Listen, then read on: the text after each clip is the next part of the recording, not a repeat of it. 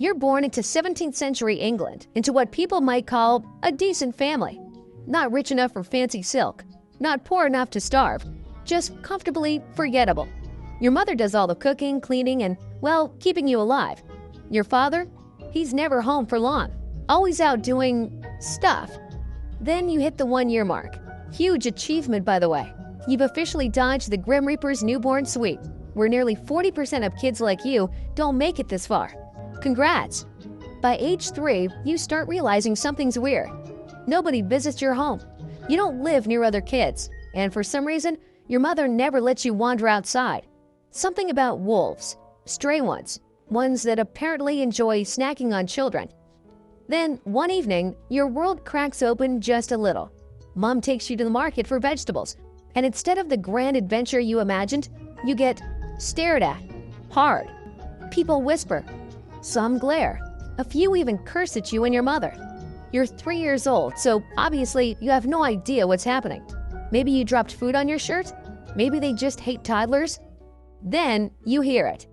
Executioner's brat. Your mother doesn't wait for more. She grabs you and hauls you home, moving faster than you've ever seen her. But it's too late. The word is out. And now, so is your curiosity. That night, you wait. You sit, fidgeting, until Papa finally walks through the door. Flamboyant coat, looking like he just stepped off a stage. You don't even let him sit down. You need answers. And so, with a sigh, your father leans in and tells you why you live in the shadows, why people spit when they see your family. Your father is an executioner, and suddenly, the wolves don't seem so scary anymore. Your father is the man they call when they want someone dead, the walking embodiment of justice, or at least that's what the city tells itself. But there's a tiny little problem. He's getting old, and guess what? You're next in line. Wait, what? No. You had plans, good plans. Maybe a blacksmith shaping steel instead of splitting skulls. Maybe a knight gunning enemies on the battlefield, not butchering criminals in the city square. Anything but this. Your father doesn't sugarcoat it. He sits you down, looks you straight in the eye, and hits you with the harsh truth. Nobody in the city will let you do anything else. Your father once dreamed of being a knight too, but that was never going to happen. His father was an executioner. His father before him was an executioner. And his father's father? Guess what? Executioner. This is the family business. You're trapped. At age 12, training begins. Like any other job, you need to learn the trade. You start small, taking care of execution tools, sharpening axes, swords, and ropes, cleaning up the execution sites after someone loses their head. It's gruesome, sure, but bearable, because at least you haven't had to watch someone die. Oh, look at that. You jinxed it. 8 months in, your father calls you to witness your first real execution. A man stands on the scaffold, weeping, begging for mercy. His children are in the crowd, screaming for his father's life. The crowd watches, some solemn, some hungry for blood. Your father stands there, not like a man, but like a reaper waiting for the job to be done. And then, the rope snaps his neck. It hits you. This isn't just training. This is your life. Bitter, angry, trapped. You clean up the blood, haul the body away, while the city glares at your father like he was the one who made the sentencing. Like he's the villain. And one day, that'll be you. You're 14 now. 2 years of scrubbing bloodstains and hauling corpses have earned you the right to start real training. And by training, you mean something that makes those past 2 years feel like a vacation in Disneyland. If Disneyland had a chopping block and torture chambers. First lesson, human anatomy. No, not sketches or dusty books. You learn by watching your father slice open real corpses right in front of you. At first, you turn away, gagging, but you don't get to look away for long. You learn or you bleed. That's the rule.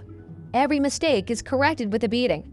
Executioners don't just kill, they extract information, which means you also learn the art of torture. And learning means watching. You watch him tear out a man's teeth, one by one, while the victim screams and writhes in agony. You don't like it, but over time, you learn something useful. Pulling out teeth with your bare hands, sloppy. A pair of pliers, much cleaner. A year passes. You master how to keep a man alive just long enough to make him confess. How the body works, where to cut deep, where to cut slow. You're almost ready to start killing. Except, no, this job isn't just swinging a sword for money. There are rules. 2 more years. 2 years of memorizing laws, city regulations, execution protocols. Just you and your father in a profession so cursed that nobody ever applies for the job. You don't have to compete. You don't have to prove yourself against anyone, because no one wants to live the life you were born into. Then, finally, your father decides. It's time. But not for public executions. Not yet. First, you practice by torturing prisoners for confessions. It's slow, messy work, but you do it. And when your father sees that you can break a man without flinching, he nods. Now you're ready. Your first public execution. You pull on the black cloak, not to hide your identity. Everyone knows who you are. It's to strike fear into their hearts. The crowd watches in silence as you step onto the scaffold, sword in hand. You keep your back straight, grip firm, unyielding. But inside, you're sweating, shaking, your heart is hammering against your ribs. Your father's words echo in your head. Fake it till you make it. The convicted man is dragged onto the podium. He's forced to his knees. The priest murmurs a final blessing. You don't wait. Your sword flashes. One clean stroke. His head flies. The crowd gasps. The execution was so fast, so smooth, that for a second, they can't believe it actually happened. You're good. Disturbingly good. The crowd disperses, but not without leaving you a storm of curses. Even the priests spit at your feet, like you chose this life, like you wanted to be a butcher in a cloak. Execution after execution, you improve. You refine your technique. Your father notices. Even he can't deny your talent. Soon, he retires. The title is yours now. The city's official executioner. Time to enjoy everything your father did. Being an executioner isn't just about swinging a blade and spilling blood. It comes with privileges. You're paid well, not just for killing, but for keeping the market streets sane. You're also allowed to take whatever you want from the dead. Clothes, jewelry, boots. Your wardrobe is built on corpses. And this makes people hate you even more. Imagine this. Elizabeth, whose father you beheaded yesterday, sees you parading through the market in his favorite coat. How do you think she feels? That's right. She wants to kill you. But she won't, because you're untouchable. The church refuses to let you in, unless it's a special mass. That's rare.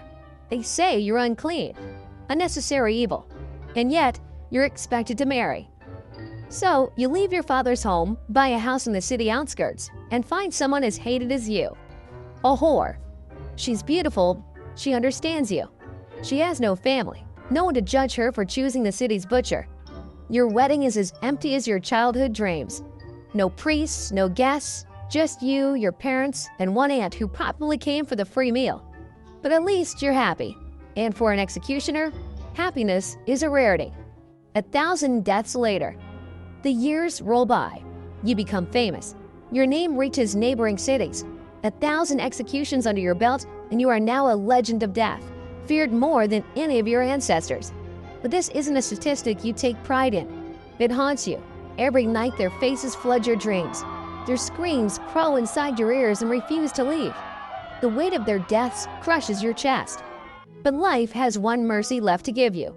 Your wife gives birth to a son and a daughter. For the first time, you know true joy. You love them, fiercely, protecting them, giving them a good life. That's all that matters now. But something is wrong. You feel it in your bones, your muscles. The stance that once made you a pillar of fear is now hard to hold. Your hands shake. It's only a matter of time before you make a mistake. And in this job, a mistake is death. The cycle continues. There's only one choice left. You hate it, but you know what must be done. You take your son aside and begin to train him, just as your father trained you. You carve the same fate into him as was carved into you. He hates it, just like you did. But this is the only way. If he is to survive, he must be better than you. Because in this life, you don't live by mercy. You live by the blade. Thanks for watching. I love making these kind of videos. And if you've got ideas for the next one, drop them in the comments. I actually read them. But before you go, you need to check out this next video.